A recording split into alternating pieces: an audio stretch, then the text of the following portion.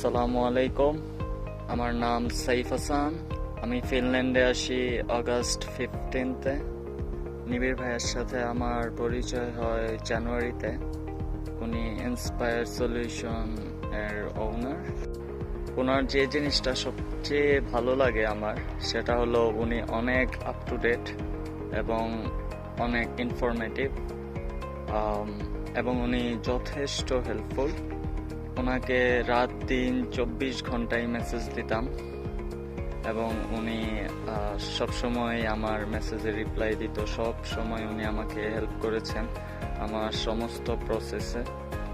Even এখানে আসার পরেও ওনার সাথে আমার যোগাযোগ রয়েছে এখনো।